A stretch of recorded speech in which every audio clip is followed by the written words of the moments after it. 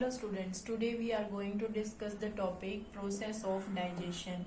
So in case of human beings, this holozoic nutrition takes place. Now what is the meaning of holozoic nutrition? Holozoic nutrition means if solid food is taken and the body of the human being use it by these different processes, and these different processes are ingestion, digestion, absorption and assimilation, and egestion.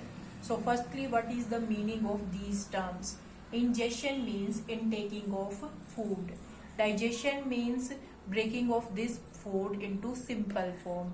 Absorption and assimilation means that simple form is absorbed by our small intestine and then it mixed with our blood. Egestion means the removal of undigested food from our body. So today we will just discuss ingestion and digestion. So this intaking of food is done by our mouth, and in our mouth our buccal cavity is there, or we can say our oral cavity. So in our oral cavity or buccal cavity, both the mechanical and chemical process is going on. So mechanical process is done by our teeth. So teeth help in mastication of the food, and tongue also helping the mixing of the food. So in our oral cavity, we can say the saliva is there.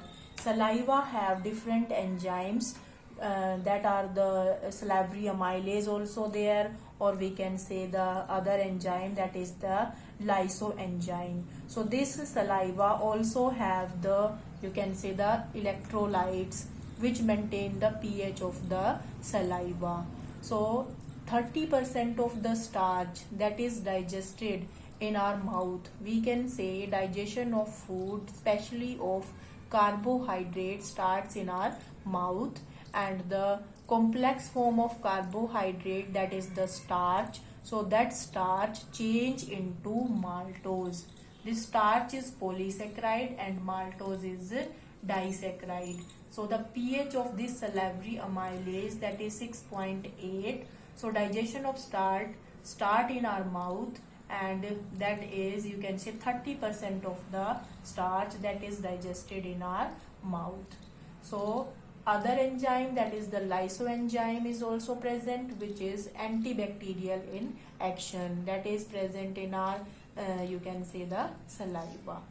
So after this, you can say, the mastication and digestion, the food then change into a round structure, and this round structure is known as bolus.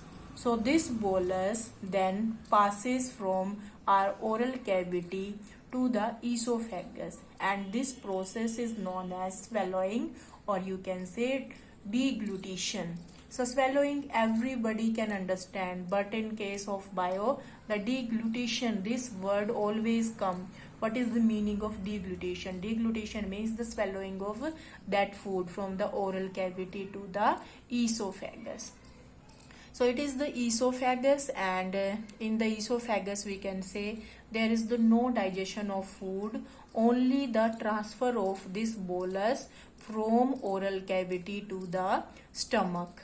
So in this esophagus, and totally from in the alimentary canal, from mouth to the anus, there is the muscular movement takes place, and this muscular movement is known as peristalsis. So this muscular movement pushes this bolus from esophagus to the stomach, and in the stomach, at the junction of this esophagus and stomach, one sphincter is present, and this sphincter is known as gastroesophageal sphincter. So why we are calling it gastroesophageal? Gastro word is related to stomach, and esophageal related to the esophagus. So it regulate the opening and closing of the stomach. So after this, the food then enters into our stomach, and stomach, it is a bag like structure, and the mucosa of this stomach have the gastric glands. Gastric glands means the glands of the stomach, and the gastric glands have three types of cells. First is the mucous neck cell. It is very clear from the name, mucous neck cell. So this mucous neck cell release mucus. So what is the function of the mucus? Mucus protect the inner lining of the stomach from the acidic action. So because acid is present in the stomach, from where this acid come? So this acid come from the parietal cell. We can say the gastric glands have the first cells, mucous neck cell. Second are known as the parietal or oxyntic cells. So these parietal or oxyntic cells release HCl and the intrinsic factor for vitamin B12. Okay, so this mucus protect the inner lining of the stomach from the acidic action, because acid is also released inside the stomach.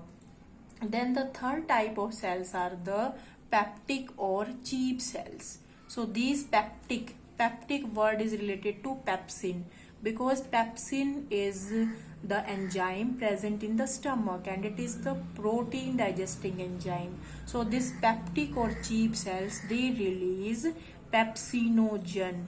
So now what is the meaning of pepsinogen?